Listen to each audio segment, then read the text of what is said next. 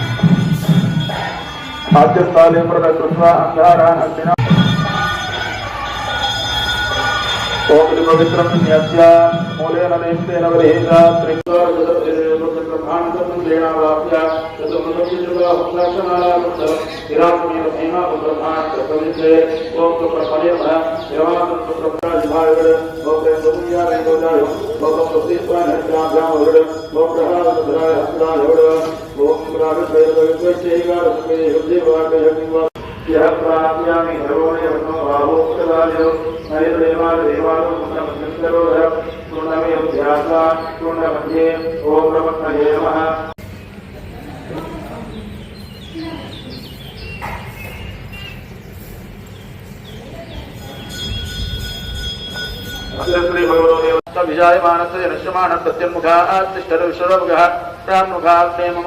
भव सुमुखो भव सुप्रसन्नो भव प्रदो भवाग्ने प्रशमनार्थं सद्यभावो प्रजाभ्योः करुणधर्मं धर्मं द्वारागमं कवल्किमः चरणसमवयों धात्रे मां दरोद्रे शङ्करद्रेभ्यो कस्मिधायवः इत्यावास्ता अभ्यर्थ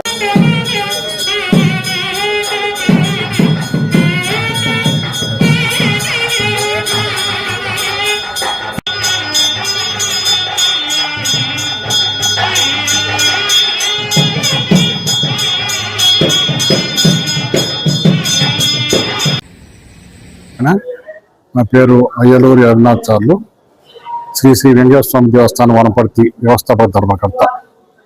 మన యొక్క ఆలయంలో 49వ వార్షిక బ్రహ్మోత్సవం ఈ రోజు నుంచి ప్రారంభమవుతుంది. ఉదయం శ్రీ స్వామివారికి అమ్మవార్లకు స్థపన స్థిరమంజనం జరిగింది.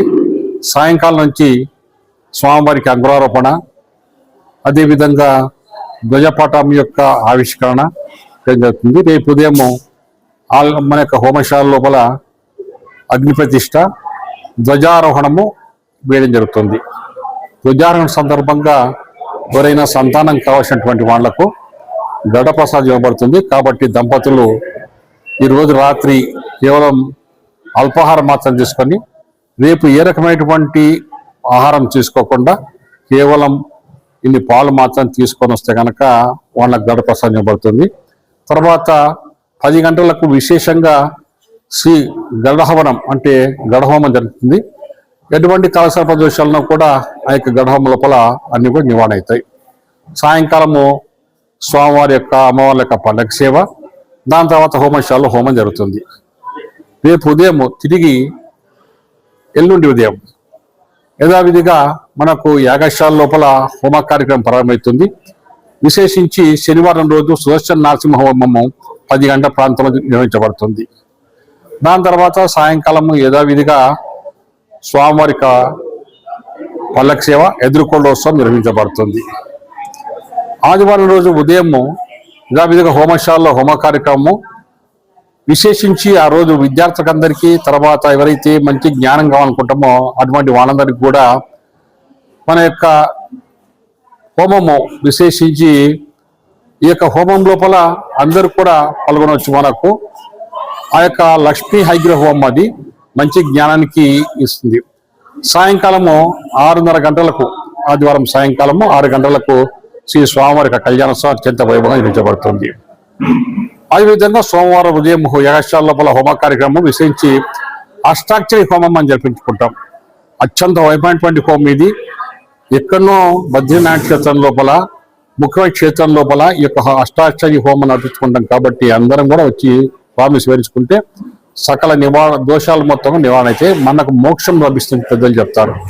సాయంకాలము మనకు రథోత్సవం ఉంటుంది 6 గంటల ప్రాంతం నుంచి సోమవారం రోజు.